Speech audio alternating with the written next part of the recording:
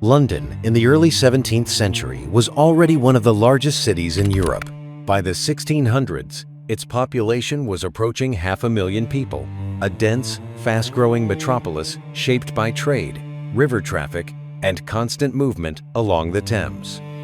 This was a city in motion long before the modern age, crowded with people, goods, ambitions, and tensions. In this video, I use modern AI tools to bring historic paintings and engravings to life. By shifting perspective, changing camera angles, and adding subtle movement, we can pass through these scenes in ways their original artists never could, not to replace history, but to step closer to it. I want to begin with the Thames itself. The river was London's true backbone. Long before railways or paved roads dominated travel, the Thames functioned as the city's main highway. Barges, ferries, merchant vessels, and small rivercraft filled the water from morning to night, carrying grain, timber, coal, cloth, and imported goods. The river connected London not only to England's interior, but to Europe and the wider Atlantic world. Seen from above, London stretched outward from the Thames in tightly packed streets. Smoke drifted constantly from chimneys. Church towers and parish spires rose above rows of timber houses. The city expanded rapidly, but its medieval street layout remained narrow, uneven, and crowded.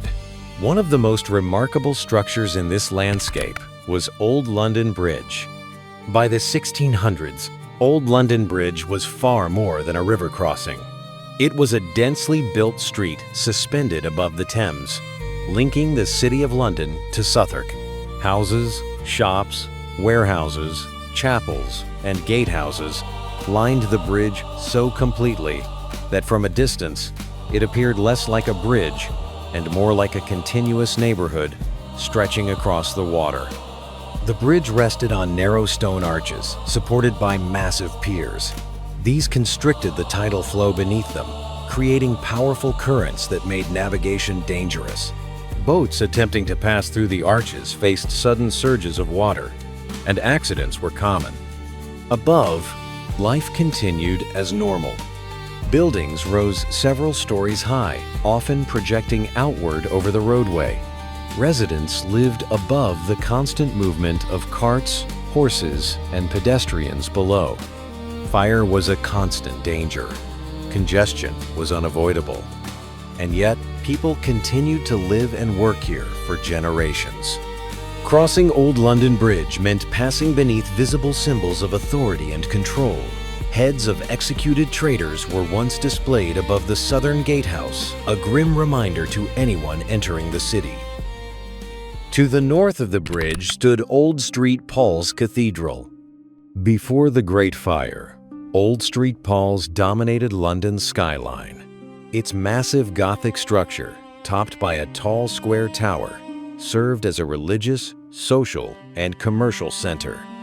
People met beneath its walls, traded goods, and exchanged news. It was not a silent monument, but a living part of the city. All of this changed in September 1666. The Great Fire of London began as a small blaze, but quickly spread through a city built largely of timber.